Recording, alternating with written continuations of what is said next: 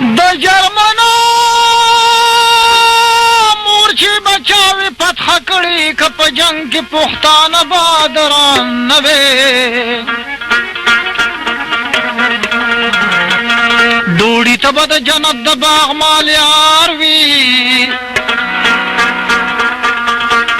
که د سپي په ځای د ناشته هرمان نه وې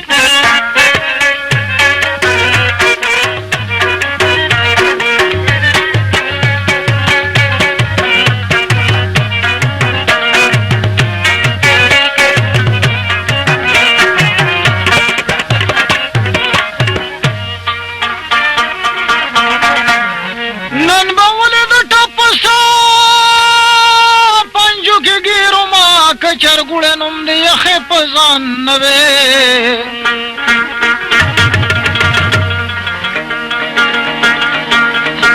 ستی جانه پښتانه به غلامانو که پیدا په مونږ کې پهر افغان نه وې یا زمکې قسم در کومه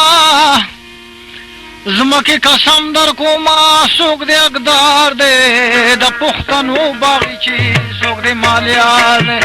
زمکې قسم در کومه څوک د اقدار دی د پښتنو ګلشنا څوک د مالیار دی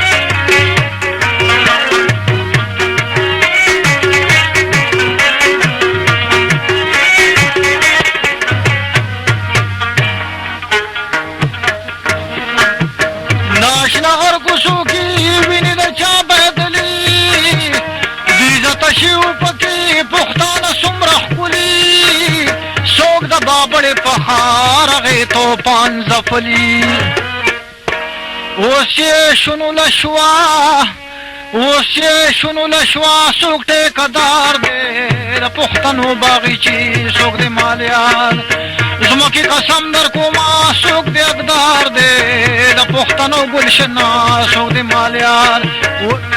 وی دا پختنو گلشنا سوک دے مالیار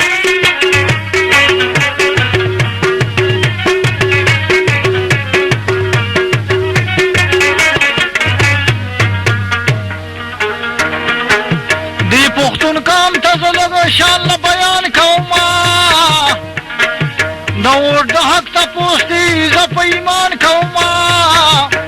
په دغه وجه باندې افسوس ارمان کوما یا د وډ بنیاد د حق عبدالغفار دی د پښتنو باغچې څوک د مالیار زمکې قسم در کوما څوک د اقدار دی د پښتنو باغچې څوک د مالیار وای د پښتنو باغچې څوک د مالیار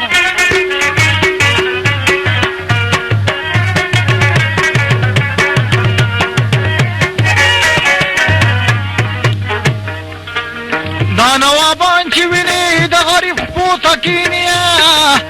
د غریب ګیره نیسي ورته په ځمکه کینیا پښتون ستا پړکې زره غیرت نه ویني یا اوسې کورسیله شولا ظالم بیدار دی د پښتنو باغچې څوک د مالیار زمکې قسم در کومه څوک د اقدار دی د پښتنو ګلشنا څوک د مالیار د پښتنو باغچې څوک د مالیار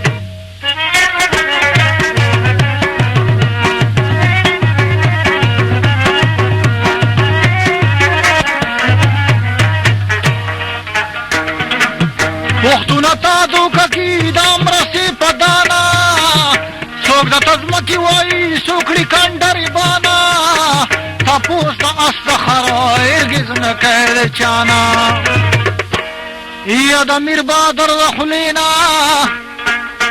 د مانیروال د خلینا دغه گفتار دی د پښتنو باغچې څوک د مالیار زمکې قسم در کومه څوک د اقدار دی د پښتنو باغچې